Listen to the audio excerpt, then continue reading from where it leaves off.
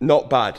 So this car now is going to go to the body shop because the body shop have got the biggest amount of work to do on it. So whilst we wait for the dashboard to be fixed and everything like that, we might as well replace this Pyro fuse so we can actually put the dashboard back in place. So this is the only reason why the whole dashboard had to be removed. Else we could have just took that leather top off with the dashboard in place. But when needs must.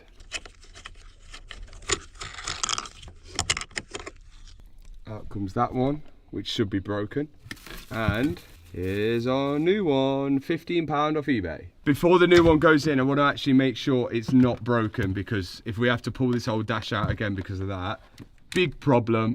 Okay, so that makes a connection. We should have that same sound when we do this. Yes. Good news. This is another thing that Porsche wouldn't have been able to do if they repaired the car. They don't sell the Pyro fuse separately. They would have had to replace the whole fuse board, which again adds more cost to the parts list. But with that Pyro fuse in place, I now can start lifting the dashboard back in. Here we go. I already know I can lift all the fabric and the airbags into the dashboard without having the full frame out of it. So I might as well put the frame back in the car and connect up all the bolts whilst I can, being as efficient as possible. So that's pretty much what a dashboard looks like without all the instruments on it and the leather top. We're connecting back up the coolant lines and the aircon lines at the back so that when we get the car back from the body shop, we don't have to waste time connecting all this back up. I also need to remove the door card on the right hand side, and that's because I need to remove the damaged wing mirror. Once the door cards are removed, I can access the bolt to get it out, and that's job done.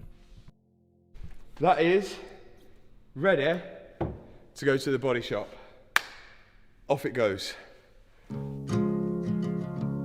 Now, we didn't actually have the timer on for the body shop's work, but I'm sure they'll give us a bill at the end of it of how long they actually spent getting out all the dents and painting the 3RS. And the way they got the dents out was like this.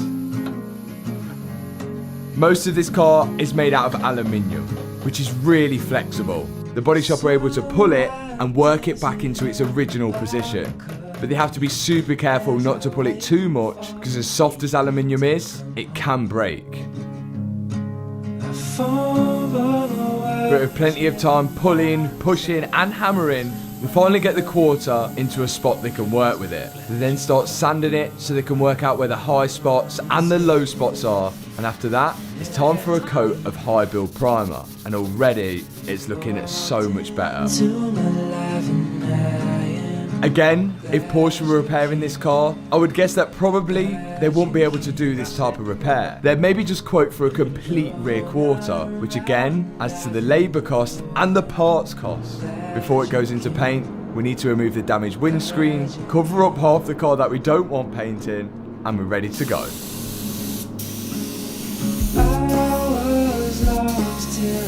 On goes the first layer of the orange. This is what Porsche call a paint to sample colour, which I believe you pay extra for. Luckily, the body shop can mix up that exact colour.